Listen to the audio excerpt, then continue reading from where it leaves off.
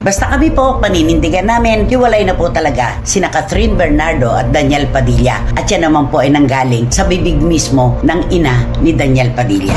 Good morning mga kaakibat! Welcome back sa panibago nating video kung saan ating pag-uusapan mapa-showbiz man o politika. Basta mainit na pinag-uusapan ay ating reaksyonan. Saan pa yan? Dito lang sa Kaakibat React.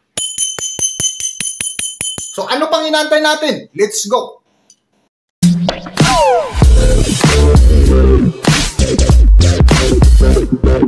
Kung matatandaan, ilang araw lang ang lumipas ay kinumpirma mismo ni Nanay Christy Fermin na hiwalay na di umano ang couple na sina Catherine Bernardo at Daniel Padilla o Katnil. At yan po ang dahilan kung bakit sinabi namin na siguro po ay matutuldukan na ngayon itong issue na ito. Nakita po natin kung paano ipinakipaglaban ang Katnil, di ba? Ng kanilang mga tagahanga. Marami sa kanila nagrereklamo, naghihintay, nagwawala, galit na galit dahil hindi nila maalaman kung ano ang posisyon ba talaga ng kanilang mga idolo. At idadagdag ko lamang po, meron pong kababata si Daniel Padilla na talagang pinagbintangan din ng mga Katnil fans na gusto raw si Daniel. Ito po ay ang anak ni na dating Mayor Herbert Bautista at Tates Gana na si Athena.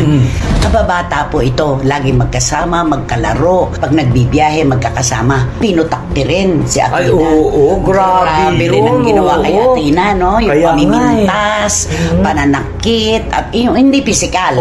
Pero napakasakit para sa kanya mga magulang, yung mga pinatikim na salita sa kanya noon. Ang ginawa na lang ni Athena, siya na ang umiwas. Oo, tama. Diba? Na hindi man lang nakuhang ipinagtanggol ni Carla Estrada, ang anak ni Tates Gana na napakalaking tulong ang nagawa sa kanila nung panahong hindi pa sikat si Daniel at kapos na kapos pa sila sa kabuhayan.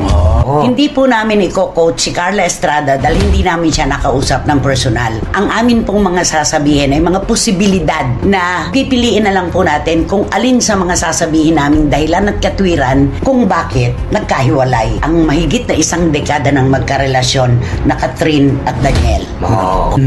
Ang tanong, kailan ito ipinanganak, itong paghihiwalay na ito? Ang sabi ng aking source, bilangin ninyo yung panahon na si Catherine ay ibang-iba na ang gaya. Nagpapakita na ng skin, nagpapasexy. Ito ay bago pa yung pelikula nila ni Miss Dali De Leon. Nasabi natin yan, diba? Oo. Diba nasabi natin yan? Nagtataka kasi ang buong mundo kung bakit sa kabila ng pagiging napaka-protective, maingat masyado si Daniel kahit sa mga kapatid nga diba?